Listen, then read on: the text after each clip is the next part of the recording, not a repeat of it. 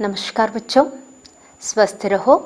बच्चों, आज कविता द्वारा एक पौराणिक कथा राम कथा के बारे में अध्ययन करेंगे।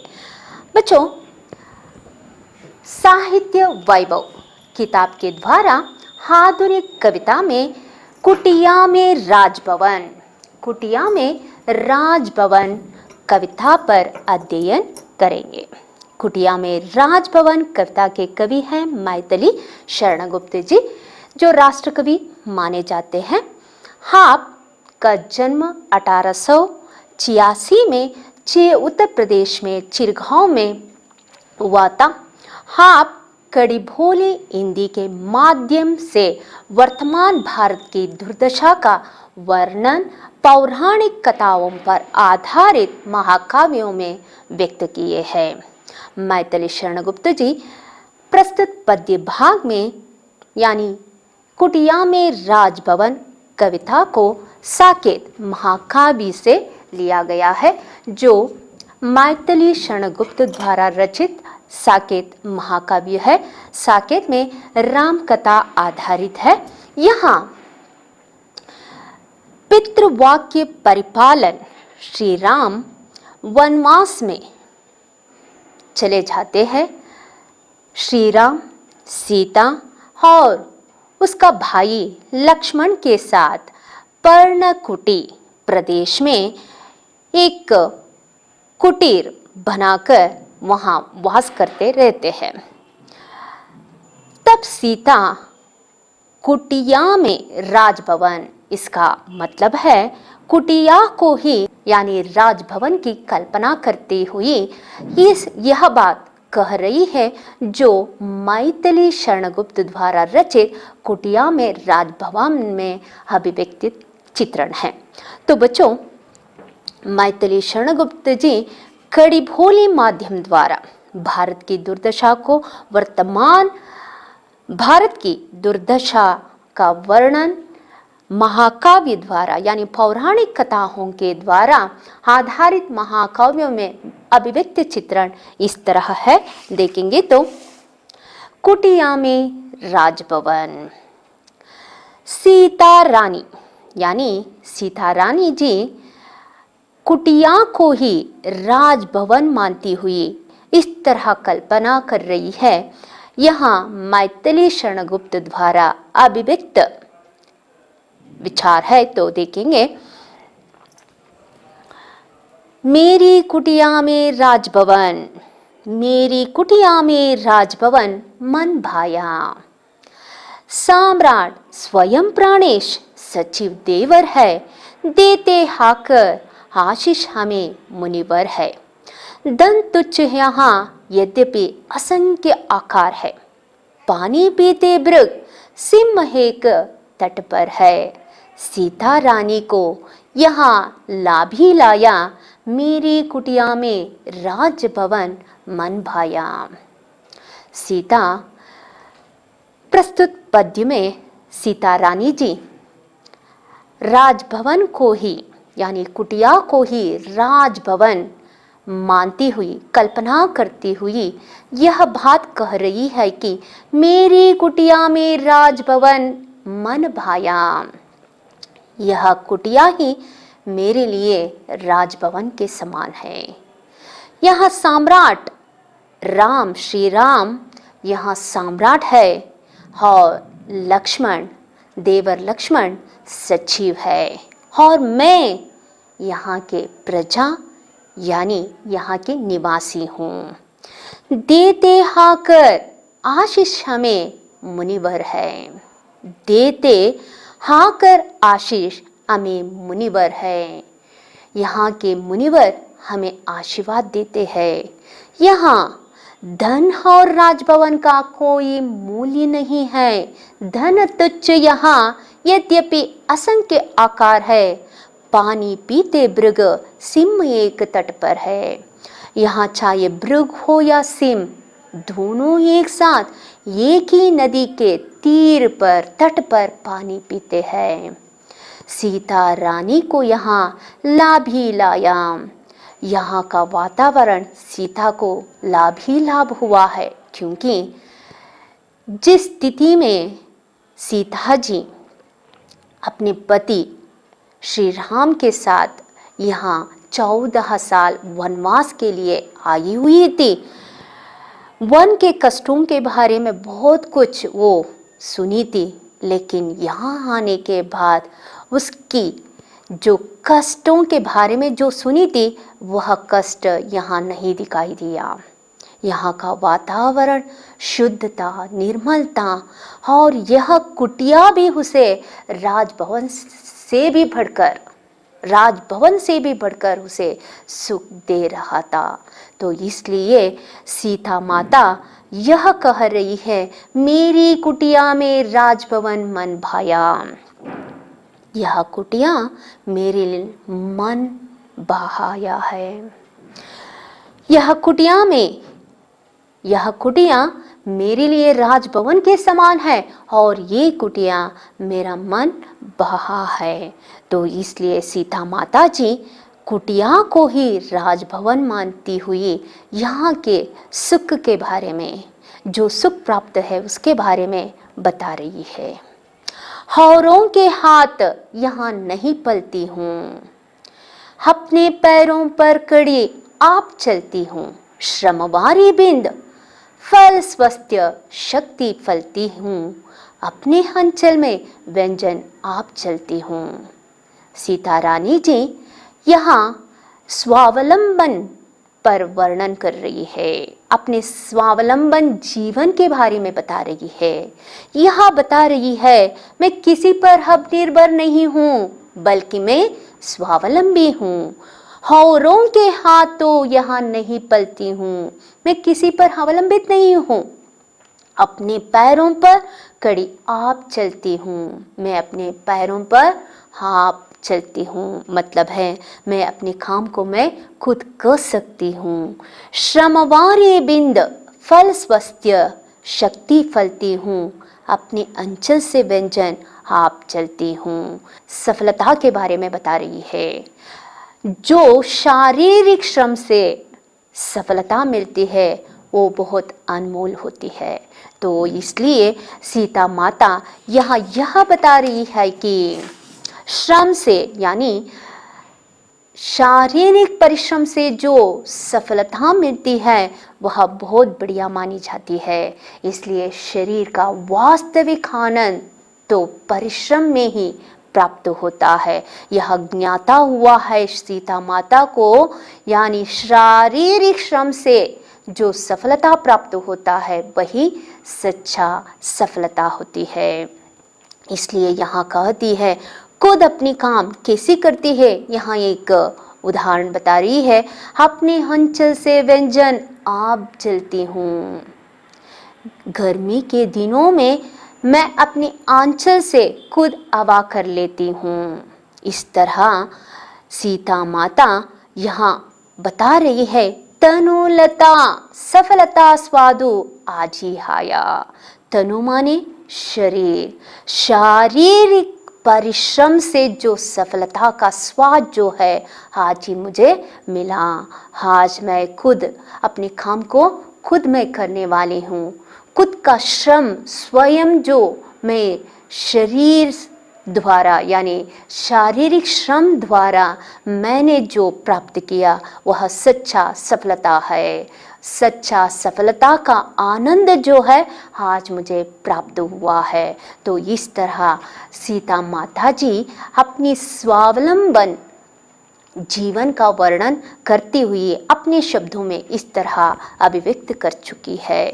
किस लय कर स्वागत हेतु इला करते हैं, मृदु मनोभाव सम सुमन खिला करते हैं। ढाली ढाली में नव फल नित्य मिला करते हैं, तृण तृण पर मुक्ता भार झिला करते हैं। निधि कोले दिखला रही प्रकृति निज माया, मेरी कुटिया में राजभवन मन भाया। किस लय कर स्वागत हेतु हिला करते हैं। यहाँ प्राकृतिक सौंदर्य के बारे में सीता माता जी यह बता रही है। यहाँ का प्रकृति का वर्णन कर रही है। इस वन स्थल में पौधों के नवीन कोपले हवा के द्वारा मुझे स्वागत कर रही है। हवा के द्वारा जो पौधों के शाखाएं जो हैं हिला हिला कर मुझे स्वागत करते हैं। वृद्ध मनोभाव समसमन खिला करते हैं। मधुर हृदय जैसे फूल यहाँ खिलते हैं। वृद्ध मनोभाव समसमन खिला करते हैं। मेरी मधुर हृदय जैसे फूल यहाँ खिला करते हैं। डाली डाली में नव फल नित्य मिला करते हैं। यहाँ के हर डाली डाली में नित्यम प्रति नए नए फल, नई नई फूल खिलते हैं, नई नई फल मिलते हैं। तृण तृण पर मुक्त भार जिला करते हैं। यहाँ पौधों पर हिमखंड जो गिरे होते हैं वो हिमखंड मोती के समान शोभायमान है। निधि कोले दिखला रही प्रकृति निज माया। मानो यहाँ की प्रकृति को देखकर सीता जी ऐसा अनुभव कर रही हैं जैसे कि यहाँ की प्रकृति अपनी निधि को खोलकर, अपनी कोश को खोलकर ऐसा दिखला रही है जैसे कि अपने असीम अमूल्य कोश को यहाँ दिखा रही है। वह इतना वैभव युक्त है कि आंखें भर गई है। तो इसलिए सीता जी यहाँ के प्रकृति सौंदर्य को देखकर यह बता रही है, मेरे यहाँ राजभवन में रहने का कारण, और राजभवन यानी कुटिया ही मैं राजभवन इसलिए समझ रही हूँ। यही कारण है कि यहाँ के प्रकृति इतना वैभव युक्त है, इतना सौंदर्य से भरा हुआ है, और यहाँ के प्रकृति मुझे ऐसा स्वागत करते हैं, ऐसा मन को बहाते हैं जो मेरे मन में कोई भी शंका, कोई भी क्लेश नहीं रहा है। इसलिए आज मेरे हृदय को इतना सुख संपत्ति दिए है, मेरे हृदय को इतना मधुर भाव भरा है, तो यहाँ के प्रकृति का सहस्थिति ही कारण है। कहता है कौन की भाग्य टगा है मेरा, कौन कहता है मेरा भाग्य टगा है। वहाँ सुना हुआ भय दूर भगा है मेरा, कुछ करने में अब हाथ लगा है मेरा। वन में ही तो गृहस्थ जगह है मेरा, वह वधु जानकी बनी आज यह आयाम। वह वधु जानकी बनी आज यह जाया। मेरी कुटिया में राज भवन मन भाया। कहता है कौन की भाग्य टगा है मेरा, कौन कहता है मेरा भाग्य टगा है। वहाँ सुना हुआ भय दूर भगा है मेरा।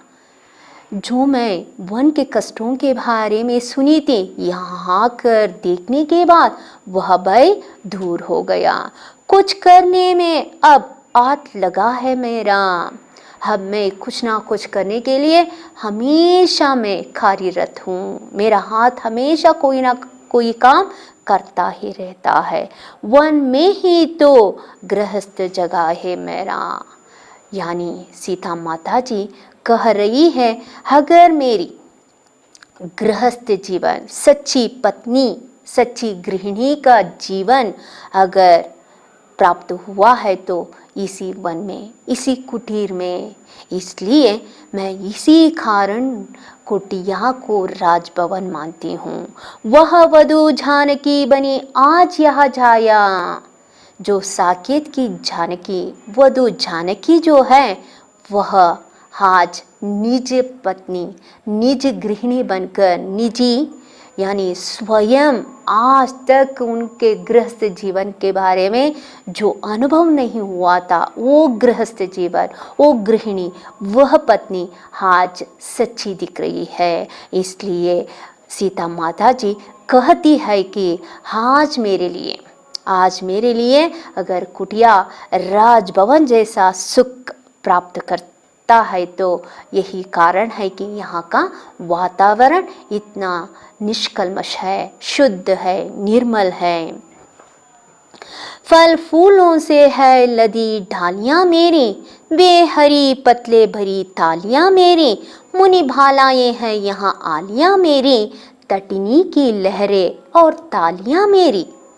क्रीड़ा सामग्री बनी स्वयं निज छाया, मेरी कुटिया में राजभवन मन भाया।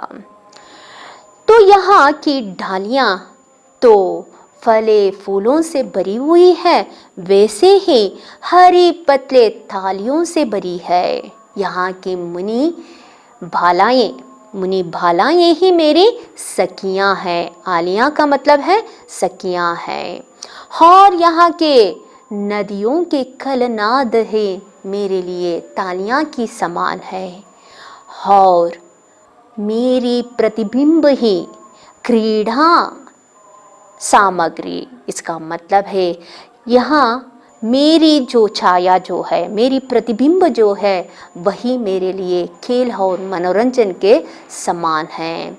तो इसी कारण मेरे लिए यह कुटिया राजभवन के समान सुख प्राप्त कर रही है। तो मेरा मन यहाँ बहुत भाया है। इसका मतलब यही है कि यहाँ का वातावरण मेरा मन को खुश दिया है, मेरे मन को आनंद दिए है, इसलिए यह कुटिया मेरे लिए राजभवन के समान है। तो सीता जी जैसे ही सम्राट श्री राम के साथ 14 साल वनवास के लिए पंचवटी में पर्णकुटी बनाकर जब रह जाती है, तब यहाँ की कुटिया उसके लिए राजभवन जैसा लगता है। इसलिए कि उनकी गृहस्थी का जीवन, उनकी गृहिणी या निजी पत्नी का जो जीवन है, यही उन्होंने देखी है। इसलिए वह यह अनुभव करते हुए अपनी विचारों को अभिव्यक्ति किए हैं। मैथिली शरण गुप्त जी साकेत महाकाव्य द्वारा कुटिया में राजभवन में सीता जी की मनोभावनाओं को, मधुर भावनाओं को इस तरह कुटिया में राजभवन कविता के द्वारा अभिव्यक्त कर चुके हैं। तो बच्चों, इसके साथ साथ हम लोग एक शब्द या वाक्यांश में उत्तर लिखिए। उन प्रश्नों में आधारित पहला प्रश्न होता है, सीता जी का मन कहाँ भाया? सीता जी का मन कुटिया में भाया। उत्तर लिखना चाहिए कुटिया में। सीता जी के प्राणेश कौन थे? उत्तर है श्री राम। सीता जी कुटिया को क्या समझती हैं? सीता जी कुटिया को राजभवन समझती है। नवीन फल नित्य कहाँ मिला करते हैं? नवीन फल नित्य वनस्थल में पौधों के ढालियों में मिला करते हैं। वधु बनकर कौन आई है? वधु बनकर जानकी आई है। सीता की सखियां कौन है? सीता की सखियां मुनि भालाएं हैं। आगे 3-4 वाक्यों के उत्तर में पहला प्रश्न होता है, सीता जी अपनी कुटिया में कैसे परिश्रम करती थी? सीता जी अपनी कुटिया में कौन कौन सी परिश्रम यानी स्वावलंबी होकर, यानी सीता जी अपने स्वावलंबन जीवन को वर्णन करती हुई यह बात बता रही है कि औरों के हाथों यहाँ नहीं पलती हूँ, मैं स्वावलंबी होकर जी रही हूँ, किसी पर मैं निर्भर नहीं हूँ, किसी पर मैं अवलंबित नहीं हूँ, मैं अपने पैरों पर खड़ी हुई हूँ।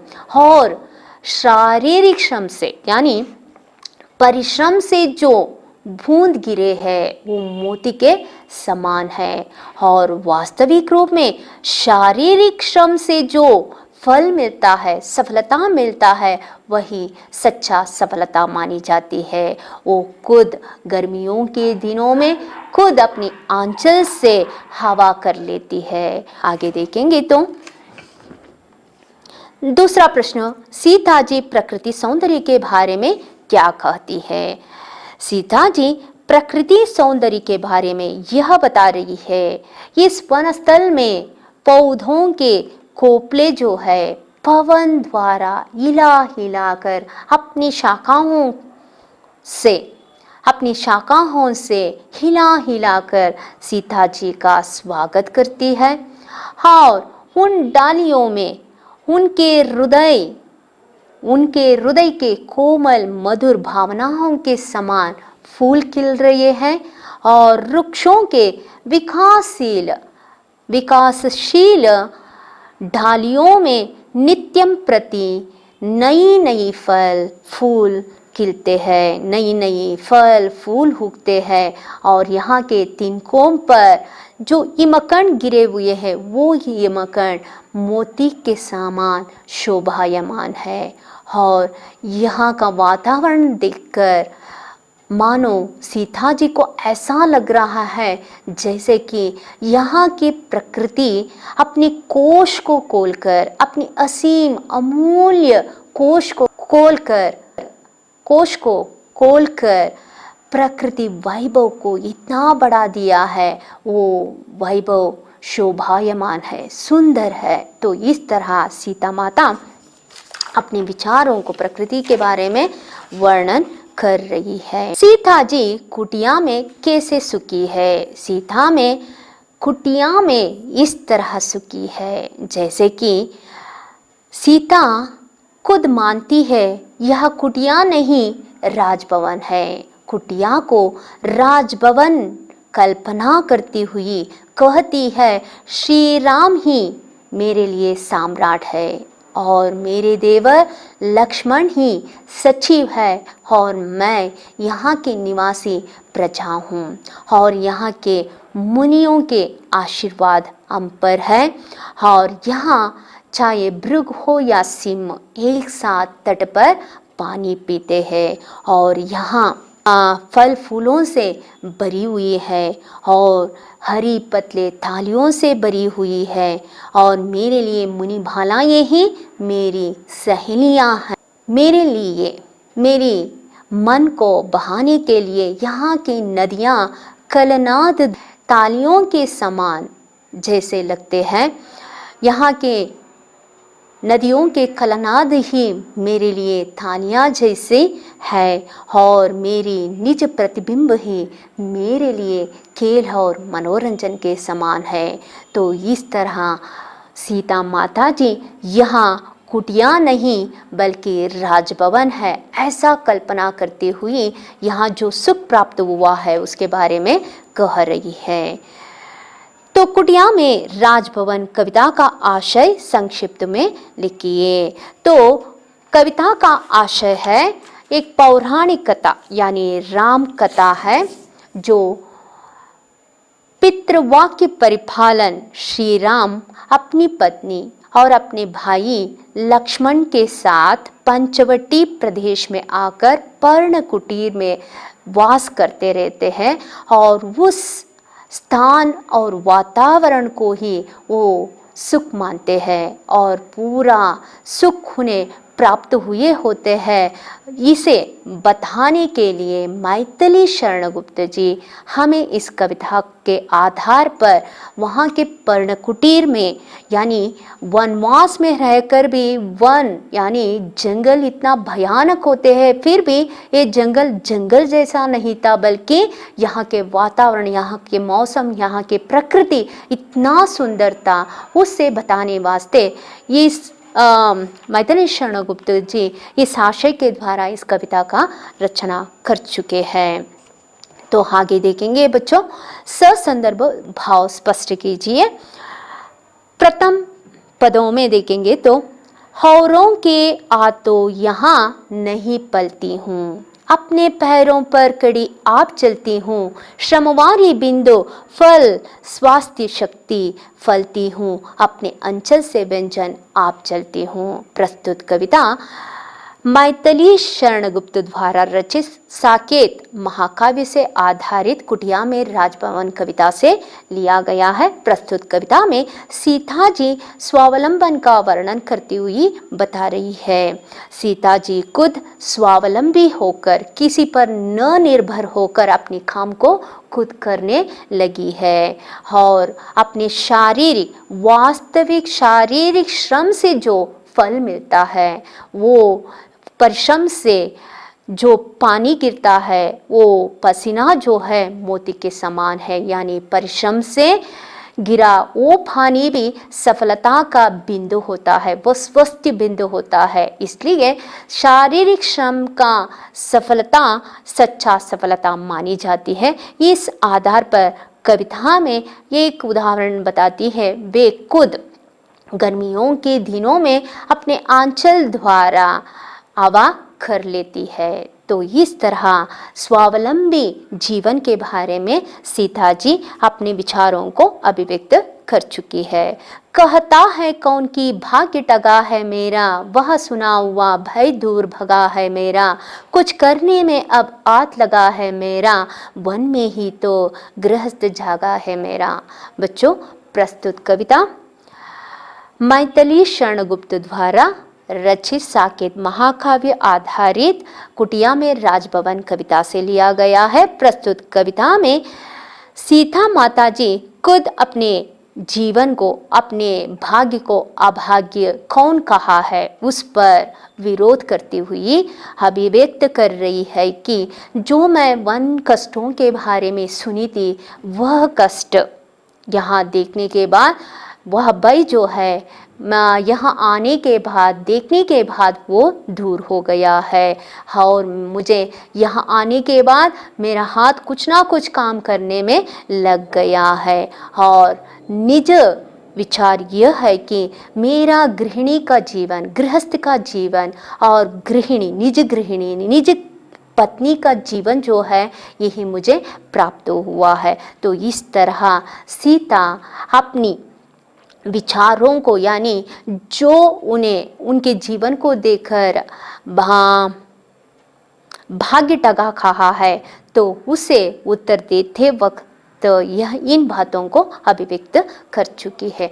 तो बच्चों, इस तरह आज के संदर्भ में आधुनिक कविता द्वारा कुटिया में राजभवन कविता के आधार पर साकेत महाकाव्य में जो पौराणिक कथा, राम कथा जो है, राम कथा में एक ऐसा प्रसंग है जो राम 14 साल वनवास के लिए पंचवटी में जब जाते हैं, पंचवटी में पर्ण कुटीर बनाकर वहाँ रहते हैं, तब के संदर्भ में वहाँ के वातावरण सीता के लिए वह कुटिया भी राजभवन जैसा लगता है। उसकी कल्पना करते हुए अपने विचारों को जो अभिव्यक्त कर चुके हैं, उसे मैथिली शरणगुप्त हमारे सामने रख चुके थे। आज उसके कई विचारों को हम लोग जानकारी प्राप्त कर चुके हैं। बच्चों, पढ़ते रहिए, स्वस्थ रहिए और जो भी आप लोग यहाँ के वीडियो देखने के बाद जो भी सुने हैं, उसे आपको नोट्स में लिखना होगा, अपने अभ्यास पुस्तिका को पूर्ण करना होगा। धन्यवाद।